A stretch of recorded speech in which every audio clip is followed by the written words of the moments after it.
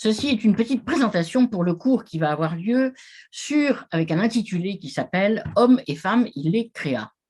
C'est un cours de philosophie, ce qui est tout à fait déroutant puisque la phrase, comme vous le savez, se trouve dans les évangiles et plus particulièrement dans l'évangile de Saint Marc. Mais mon propos n'est pas exégétique.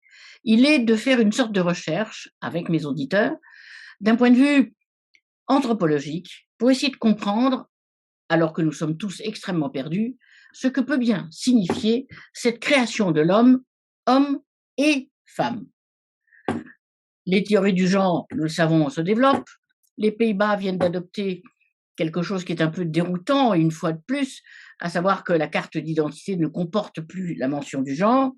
Bref, nous avons l'impression que tout est artificiel, que finalement, nous ne sommes plus que des constructions et nous ne savons pas comment nous repérer. Comment est-ce que la philosophie peut aider à nous faire revenir en quelque sorte au projet de Dieu, du Dieu créateur? Comment est-ce qu'une anthropologie peut très rapidement, évidemment, s'esquisser? Pourquoi au commencement? En fait, l'homme est né en quelque sorte deux fois. D'abord, il est né comme être divin afin de faire croître le ciel, ou du moins de croître lui-même dans le ciel, d'être divinisé. Mais il est aussi né comme être humain pour faire croître la terre, c'est-à-dire en toute responsabilité, bien entendu, nous le savons, pour tenter, en quelque sorte, de gérer le moins mal possible ce monde commun qui nous est donné. Or, sous l'aspect proprement humain, l'homme est créé homme et femme, et non pas homme ou femme. Bien. En effet, l'homme, en quelque sorte, est appelé à une relation d'altérité avec un autre être humain, en l'occurrence une femme, donc à découvrir cet autre qui est pourtant si proche de lui, et la femme, évidemment, est appelée à cette même démarche. Nous sommes sollicités pour nous ouvrir à une relation de visage à visage, comme le dit Lévinas, et surtout de reconnaissance réciproque. C'est l'idée de réciprocité qui est extrêmement importante.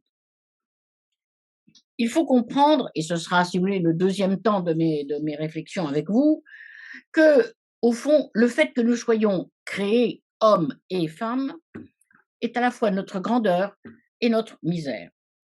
Notre grandeur, parce qu'effectivement, par là, nous intégrons une forme d'altérité dans la découverte de l'autre, sous de multiples formes, on le rappellera d'ailleurs bien sûr, et d'autre part, notre misère, parce que, évidemment, c'est notre finitude qui est en cause. Les biologistes savent bien que les êtres sexués sont des êtres mortels. Il existe des petites bêtes, des amibes, des bactéries, etc., qui ne sont pas sexuées et qui, du coup, vivent, j'allais dire non pas éternellement, ça c'est pas possible, mais indéfiniment. En réalité, le fait que nous soyons créés hommes et femmes signe les limites même de notre condition et, au fond, cette mesure que les Grecs avaient tant envie de nous rappeler, le métron. Du coup, les théories actuelles, les fantaisies, qui sont très sérieuses par moments, bien sûr, s'inscrivent dans un projet qui rejoint celui du transhumanisme, qui nous invite à dépasser les limites de la condition humaine et qui finalement voudrait bien que nous en finissions avec Adam et Ève. De ce fait, après ces deux points, et peut-être bien sûr des points de discussion que j'ouvrirai avec vous, avec des textes bien entendu, je voudrais aboutir à cette idée que deux points en quelque sorte sont importants.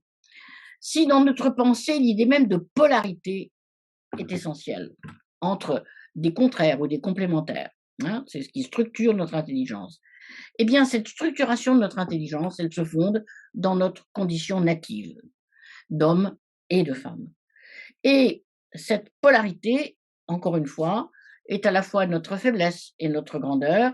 C'est en quelque sorte ce à quoi nous sommes appelés, tant d'un point de vue anthropologique, métaphysique et même moral, car ça implique un certain nombre, disons, de prolongements moraux qu'on essaiera rapidement, bien sûr, d'évoquer.